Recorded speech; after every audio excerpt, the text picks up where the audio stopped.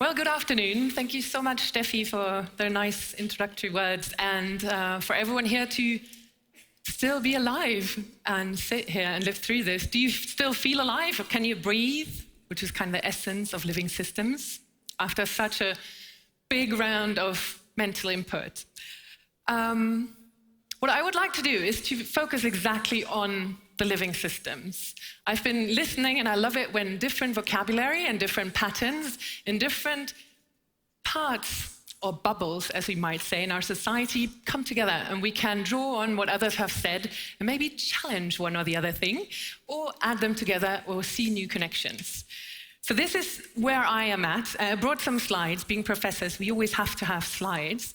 So it'd be great if they were going to come up, because I'd love to show some pictures to you as well, that I think help understand why I'm also really, really concerned about getting a mind shift going, a mind shift that allows for us to see the connectivity that we've been seeing before in other presentations. But I'm taking a slightly different lens. When I heard the future of biology is quantum, I thought, I think I might want to challenge that one, because as living systems, us, biological beings, might want to be the ones in the steering seat and have technology serve us, rather than thinking technology can replace a lot of the things that make up living systems, especially the need for regeneration. I'll come back to that. There is a certain rhythm to life. And I think we'll do good to listen to that rhythm more and find ways to adapt the kind of institutions and technologies we built to the rhythm of life to make that become more vital again. Why that is so important, I've put together in 3 C's: clarity, compass, and courage. And I'll start off with the clarity. I always like to say, what is the context right now that we're talking about within which we are looking for the innovations that can take us forward? And I do come strongly from the planetary point of view. So a lot of the things I heard in the panel before, especially the necessity to cooperate and think about the linkages between different sectors and people, is at the core of what I'll bring.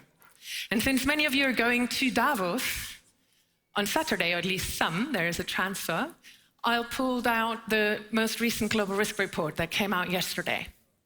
And what you see there is a notion that the biological systems are not in the space that we might want to keep them in if us as living parts of those systems want to have living well in the 21st century be something we can expect in a certain degree of stability.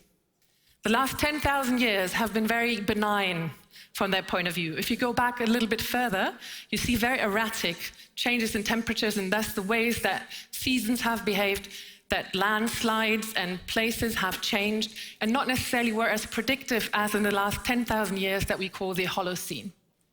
So we might want to understand these risks, and you see all the green ones are the ones that are called environmental, to be something we desperately want to mitigate against. And this is the message I think is really urgent. It is the urgency. We're really at crunch time. And when you think about the red is social or geopolitical, I sometimes wonder how we've come into separating the environmental from those moments, because us as biological beings, understanding why people are forced into migration has a lot to do with their livelihoods being destroyed by droughts or floods or other ways of overexploiting what we have inherited as natural wealth, what we can live from. And if that stops to be provided, and the provisioning is undermined, it causes a lot of the social strife we see here, including, obviously, the necessity for businesses to run on the kinds of resources that we do take from that planet. And I hope that many of you, not only climate change, have followed what happened in Montreal and Canada, because biodiversity is exactly at the same moment right now. Let's understand why the webs of life that we've discovered in 1968 for the first time from spaceship Earth thinking is something that we might want to take as the mindset. I would recommend for us to talk about innovation that goes beyond now. And what I really love is when you go back to the documents, 1987, I really recommend reading it because the language was so clear. And what I loved about the definition of the Brundtland report, which was then published as the first definition of sustainability, was with that view from space, we do understand that the spaceship Earth challenges or upsets our human self-image. Because we have to understand how those webs of life work, how they're being the provisioning under the soil, the thing they walk on, that we put a lot of tar on, that we put a lot of streets and buildings on, is alive. And right now, we're having predictions about 30 to 60 remaining harvests unless we regenerate the life in there. And sometimes that life is very tiny. So just like micro in technology, we have a lot of tiny participants helping us to recreate the wealth that we all take in terms of breathing, in terms of drinking, in terms of nourishing ourselves.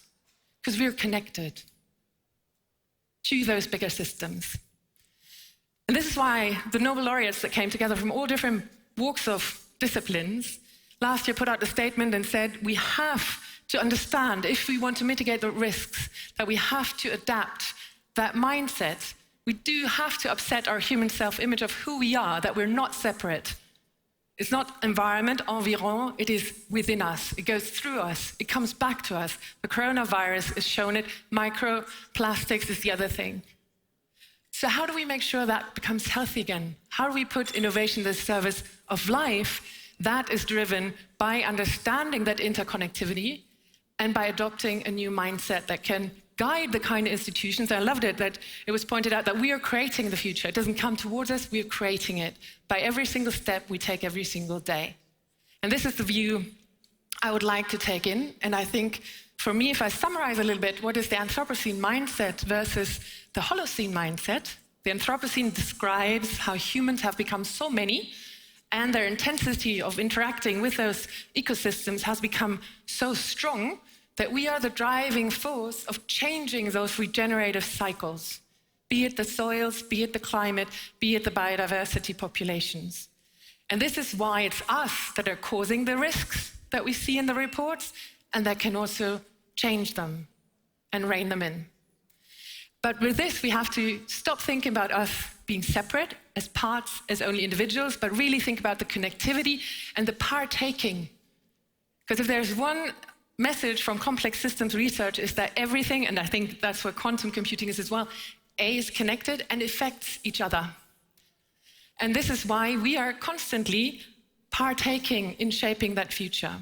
None of our activities, even if we think we're not changing anything, is without effect.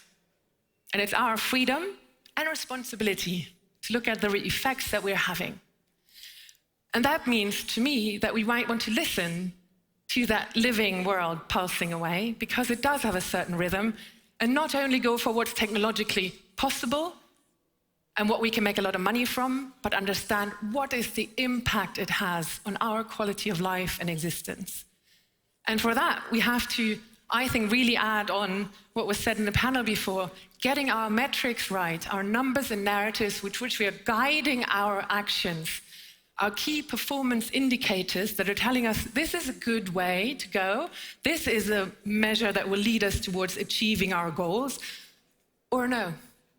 And until now, in the 20th century, we set up a lot of those metrics that are blindfolded, both to the ultimate resources that we depend on, our planet, and the ultimate needs that people have, which is well-being, and not just more money and stuff.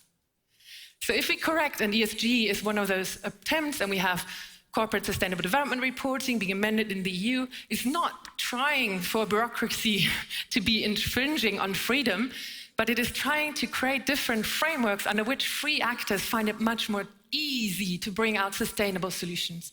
Because today, as I'll show you with a couple examples, the compass isn't working, and we're using a lot of things as normal ways of doing things that are not helping us to get to the future we say we want to achieve. So one for me is misguiding narratives. Data as the world's most valuable resource. It's been going on so long, and we see the most valuable companies in their place. I don't want to ever challenge the need. It was said before, we can't have renewable energy systems without really smart technology building it together. But to say that data is such is a valuable resource and really have loads of underperforming algorithms and storage of data and loads of data warehouses that are consuming a lot of energy, and everybody's trying to hoard this, maybe to manipulate people into buying yet more stuff they never thought they might need. No.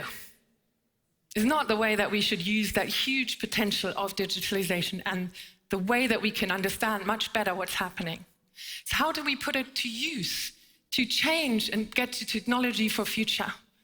To understand how systems can be improved. This is one example that goes along the Sustainable Development Goals. Those are the colorful little boxes around, which goes through social and environmental goals that we have. And if you start going at one of those livelihood places that are currently challenged because of the drought and the floods and say, how can we help them by doing farming differently, harvesting differently, planting differently, to reabsorb the CO2, to bind the water in the ground, to build up the microorganisms that are going to make the soil fertile again. How can technology serve all of that? From information, from connection, from forecasting, etc. But you build the technology into the purpose of enabling a living system to thrive. Next one, the KPIs, the key performance indicators. This is how forests, the term forest probably kind of pulls out a different image when you first think of it. But this is how a lot of forests look in Brandenburg, where I live. And they are the natural outcome when we have key performance indicators given from policymakers to foresters to say, bring out the highest number of cubic meters of wood in a short period of time. Then you plant monocultures, then you make sure you have not a multi-generational forest, and you have it easy to pull out the wood. It does mean that now we have fires, now we have basically a desert, and we don't have resilient forests. So if you put KPIs like Costa Rica does, payments for ecosystem services, you enable people that are entrepreneurs to create and maintain very different ecosystems, meaning livelihoods, meaning provisioning of all the ecosystem services that we depend on.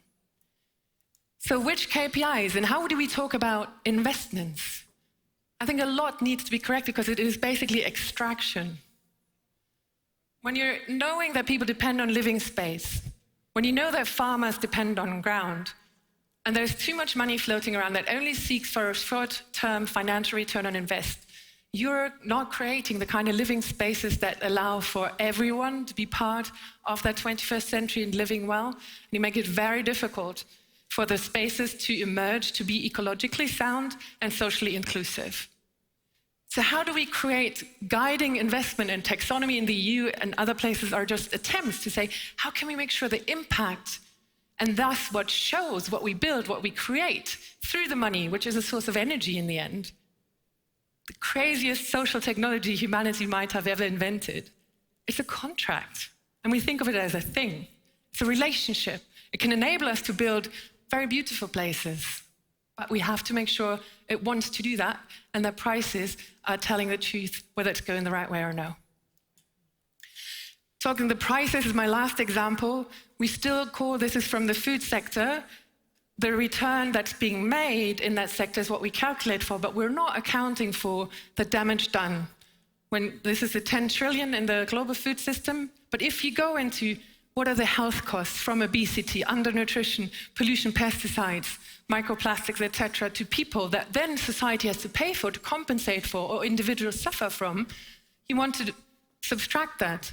The environmental degradation, then the social, if everything is just going for price competition, a lot of the smaller scale providers cannot survive, but that's resilient livelihoods.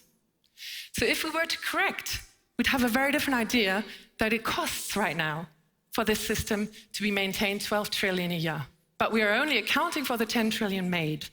So we have to get better numbers and narratives in order for everybody that is partaking in society, being incentivized to innovate, to be shaping and reorganizing the systems so can serve us.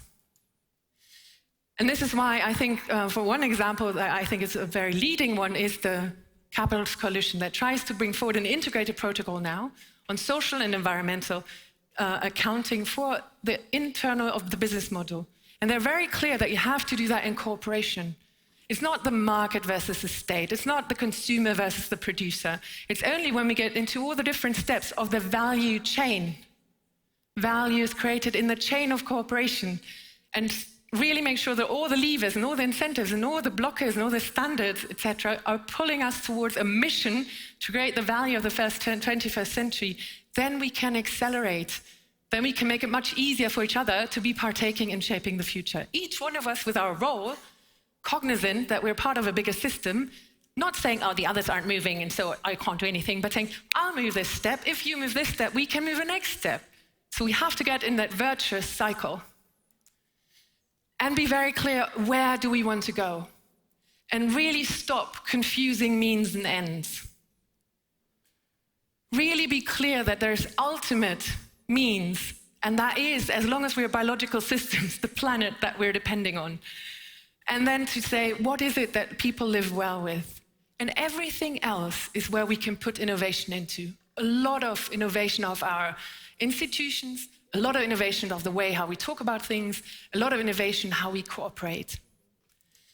And this is why I think it needs a lot of courage for us right now to understand it's crunch time. But there's nothing more meaningful right now to let go of a lot of the things we've become accustomed to and really jump into what is called the third horizon in innovation research, in transformation innovation research. We're right now in this kind of tipping point. It feels uneasy, and we're noticing a lot of things are not working anymore, the red line, and now the tendency of us, neuroscientists are quite funny in explaining it. It's like, ooh, it's a bit shaky here, maybe I'll take a step back to what I consider to be normal because that felt stable. Normality like that is not available anymore. If we go back and refunnel resources into fossil fuels now, refunnel resources into 2 gigantic cars, refunnel resources into buying up all the land not to be used for regenerative agriculture but for something else, we're only going to make the crunch more steep and more drastic and more conflict-driven. So now is the need to dare to jump together. And this is why I love about the work that these people at the International Futures Forum are doing to say, well, there's different roles in there. And one is the palliative care. Let go, let it fail gracefully. Say thank you, say it was fantastic what we've had from you so far, but now it's time to move on because we have entered a different reality. It's called the Anthropocene. We're not in the Holocene anymore. And to say, one of the biggest mistakes, I would say, in sustainability, that we should definitely put to the grave now, was to say we can chunk it into 3 pillars. The risk reports show very clearly that it has to be this way of looking at the world. Unless we have an intact ecosystem around us, there's not going to be a society that can live without a lot of conflict. Geopolitical decision-making has a lot to do with whose resources.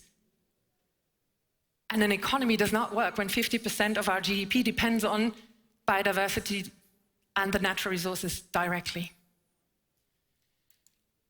This is why we have to correct the numbers that are the most strong KPIs, have to correct the narratives, and have to correct the benchmarks of success so that they are meaningful. And my last point is, who do we listen to for that third horizon? The ones that are going to live in them space of the future. The ones, I don't know if you've got children, but especially when they're between, 4 and 8, they're so intuitively in favor of the living systems. They're so intuitively empathetic with every other living creature around. I showed my kids David Attenborough's films. The dolphin baby that dies on the 2nd day of its life because of a plastic bag in the stomach is something children don't stomach well. So if we need a compass, if we need encouragement, if we need something that helps us to show which way to go, listen to the kids. And I think we're all able to be part of creating that future and be finding our own compass in there. Who do we want to be? What is the world that we want to live in? Who do we want to be in that world? And who do we want to be on the way in that future? Thank you very much.